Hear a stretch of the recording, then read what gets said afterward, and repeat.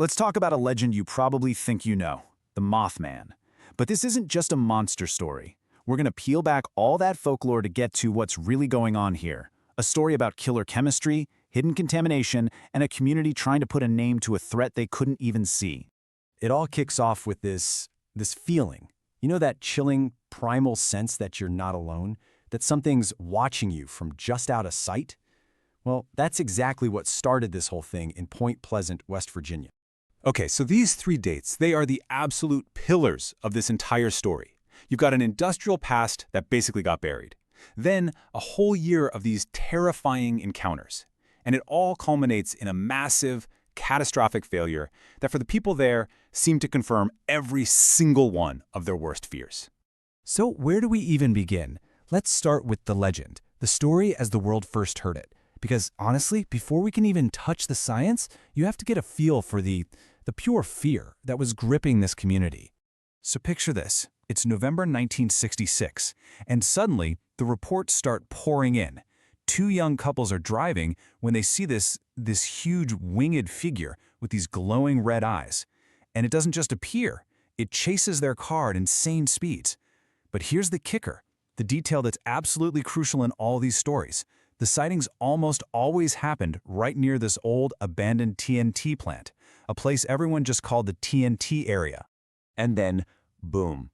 Just over a year later, total tragedy. It's rush hour, December 15th, 1967. And the Silver Bridge, the main artery connecting West Virginia and Ohio, it just collapses.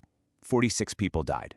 And for the folks living there, the connection was immediate. It was undeniable. This creature in the woods, it wasn't just some monster anymore. No, it was an omen. But see, that's where the story usually ends. To really get what's going on, we have to look past the monster. We have to literally dig into the ground itself and see what was left behind. That's the real toxic secret here.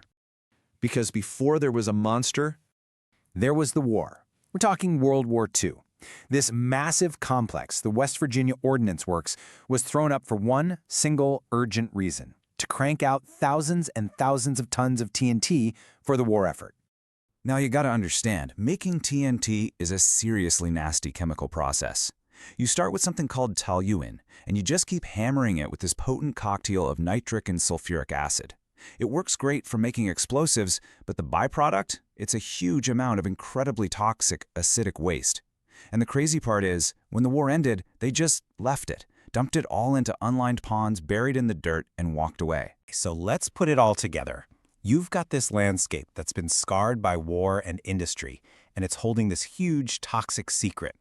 People living there, they can feel that something is wrong. They just don't have the words for it yet. And this is absolutely key. Back in the 1960s, nobody was talking about environmental contamination or low-level chemical exposure. That just wasn't in the public vocabulary. Things like groundwater pollution, the subtle health effects of industrial waste, that wasn't a conversation people were having. So the threat was very, very real, but it was completely nameless. So what do you do when you can't name a threat? You give it a face. You reach for something older, something deep in our folklore. You take that unnerving feeling in your gut and you turn it into a creature with wings and red eyes. Why? Because a monster you can see is way less scary than a poison you can't. And this, right here, brings us to the real core of it all. We have to shift the question. We need to stop asking what people saw and start asking why they saw it. I mean, what if the real threat wasn't some monster hiding in the trees, but the place itself? Okay, check this out. We now know that long-term, low-level exposure to certain industrial chemicals can actually mess with your perception.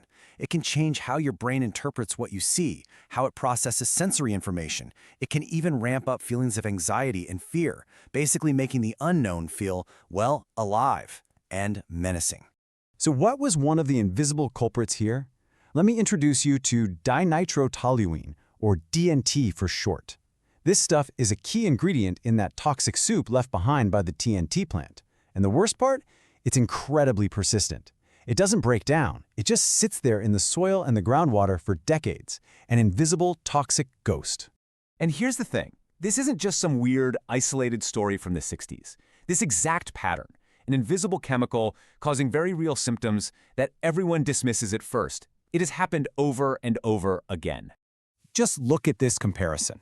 In the 60s, you have TNT byproducts as the threat, and the symptom is a monster. Fast forward a few decades, same Ohio River Valley, and the threat is C8, one of those nasty forever chemicals. The symptom this time? Clusters of mysterious illnesses. In both cases, the cause was an invisible chemical, and the community, the people on the ground, they knew something was wrong, long before science or the government ever caught up. So this brings us full circle, right back to our monster. But now we can see it in a totally new light. The legend of the Mothman, it's not just a spooky story, it's an environmental warning flare. So after all that, what was the Mothman? It wasn't a creature. It was a signal. A distress flare, really, fired by an entire community's subconscious. The Mothman was the shape they gave to an invisible poison they could feel on their bones but just couldn't name. The real monster, you see, wasn't the one with wings. It was the one in the air, in the water, the one they were living on top of. And that's why this story still matters so much.